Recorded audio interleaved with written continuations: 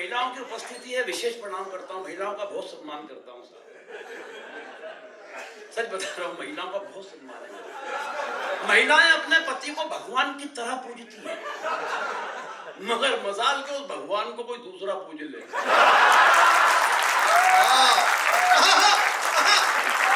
जियो जियो जियो, ये देखो आरती उतार देती है, बहुत सम्मान। और ये पुरुष भी कमाल है, ये भी कोई कमजोर नहीं पड़ता, चाहे कितनी भी मरणासन्न स्थिति में हो, मगर एक बार तोरण मारने की जरूर दिल में है। अच्छा, उसका तुलना ये है राहुल भाई कि तोरण मारने भी जब जाता है तो मार साफा, सेहरा, पगड़ी। मेरी आपत्ति ये नहीं है साहब कि तुम साफा, पगड़ी और सोफा ये सब पहन के जा रहे हो। मेरी आपत्ति ये है, सिर्फ टिप्पणी पहुंच जाए तो बता देना कि भाई आत्महत्या ही करने जब घर से निकले हो तो हेलमेट पहन के क्या जाना है?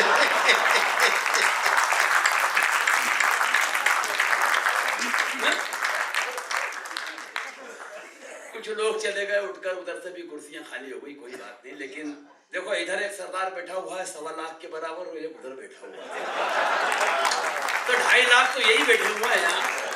जहां अगर मैं ये कहूं कि हर सरदार भगत सिंह सा प्यारा दिखाई देता है, कुछ बोले तो गुरु नानक का जयकारा सुनाई देता है, और उस वक्त भला मैं अपना सर झुक जाने से कैसे रोकूं, मुझको तो हरी पगड़ी में गुरुद्वारा दिखाई। वाह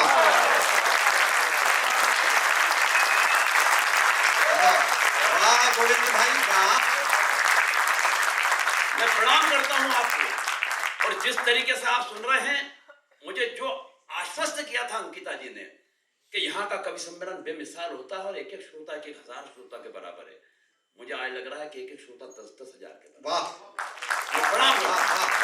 और देखो, फुर्सत निकाल कर इतने लोग कवि सम्मेलन में आ रहे हैं, ये बड़ी बात है साहब, वरना महानगरों की हालत खराब है। डॉक्टर साहब, पिछले दिनों मुंबई एक कवि सम्मेलन में गया, राहुल भाई, कवि सम्मेलन के अगले दिन जब जुहू बीच पर घूमने गया तो मैंने देखा एक महिला एकांत में बैठकर दहाड़े मार के रो रही। मैं उस महिला के पास गया, सहानुभूति पूर्वक तरीके से उसके कंधे पे हाथ रखा, मैंने कहा बहन जी क्या बात है, क्यों रो रही हैं? तो वो उछलकर खड़ी हो गई, आंसू पोंछ लिए। बोले कुछ नहीं भाई साहब, पिछले महीने पति ने मारा। पिछले महीने मारा और आप आज रो रही हैं? बोले फुर्सत ही नहीं मिली।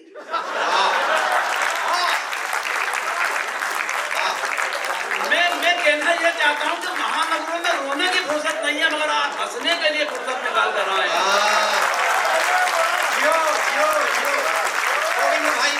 मैं प्रणाम करता हूँ, और सर वाकई फुर्सत का ये आलम है, यही आलम है। एक दिन मेरी पत्नी अपने काम में व्यस्त, मैं अपने काम में व्यस्त, ना उसे फुर्सत ना मुझे फुर्सत। अचानक उसने मेरी तरफ कोई काम उछाला, मैंने कहा देख, आज काम मत बता देना, आज मुझे मरने की भी फुर्सत नहीं है।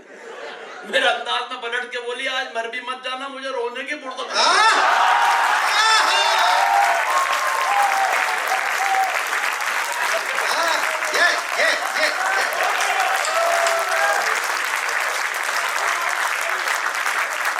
कहां ले जाए।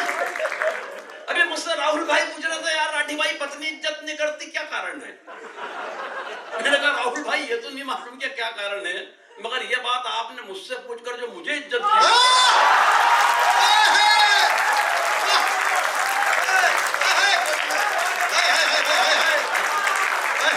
मेरी 7 पीढ़ी आपकी शुक्रगुजार है।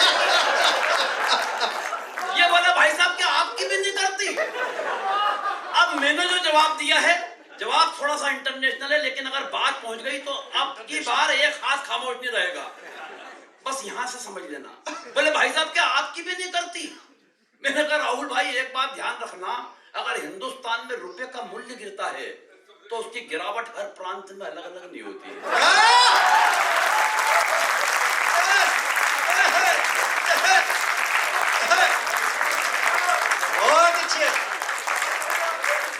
ये फिर पलट के बोले यार सच बताओ क्यों नहीं करती?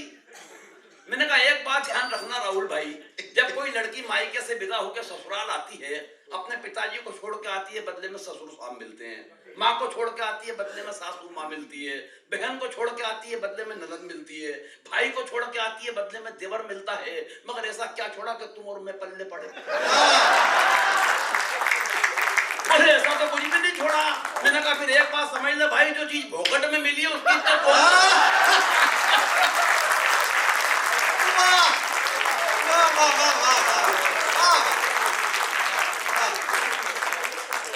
सच बता रहा हूं, मैं पत्नियों पर कविता लिखता ही नहीं। इसलिए पत्नियों पर कविता वो लिखता है जो कुंठित होता है, जिसकी अंडरस्टैंडिंग अपनी पत्नी से ठीक नहीं होती। अंडरस्टैंडिंग के मामले में मैं और मेरी पत्नी लाजवाब। क्या अंडरस्टैंडिंग है साहब हमारी। 27 साल हो गए शादी को, लेकिन 27 साल की शादी की जिंदगी में उसने कभी मुझसे गंवार, मूर्ख, बेवकूफ, नालायक, पाजी, गधा, जाहिल ऐसा किसी शब्द का इस्तेमाल नहीं किया। कारण अंडरस्टैंडिंग इतनी कमाल की है, इतनी कमाल की है कि बस वो नजर भर देखती है और मैं समझ जाता हूं वो इनमें से क्या कह रही है।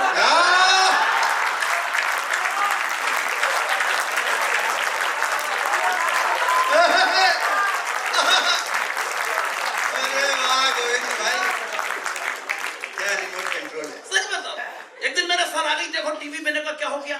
बड़े फिल्म आ रही है अमिताभ बच्चन की शराबी।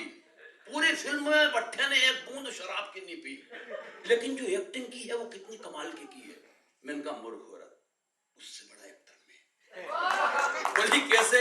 मैंने कहा 27 बरस से रोजाना पीने के बाद जो नहीं पीने की एक्टिंग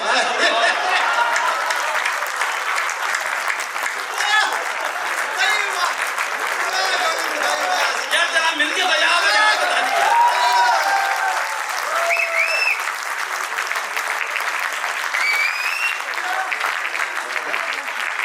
समझ में आया, यहाँ भी वही वाले बैठे हैं। सर सच बता रहा हूं, मुझे तो भगवान कसम 27 बरस पहले का वो दृश्य याद आता है। अभी और आगे तक जाएंगे। 27 बरस पहले का वो दृश्य याद आता है जब 7 फेरों के वक्त पंडित जी ने मुझसे कहा कि बेटा सिंदूर की डिब्बी खोलो, इसमें से एक चुटकी लो और इसकी मांग भरो। आज जब वो दृश्य कल्पना में आता है ना, तो ऐसा लगता है कि वो मांग नहीं थी, वो दरअसल नक्सलियों की एक सुरंग थी। ताली तो पूरा सदन इस बात का बजाएगा कि सुरंग भी वो वाली थी जिसमें मैंने अपने हाथों से बारूद बिछाई है।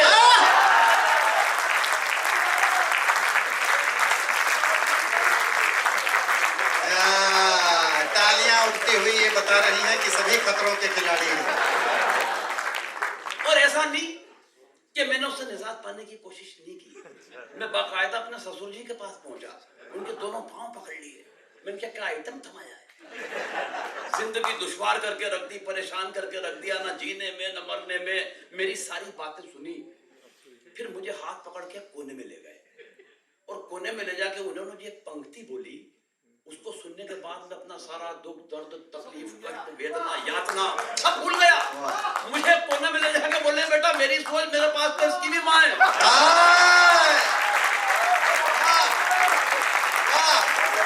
जियो जियो जियो जियो जियो।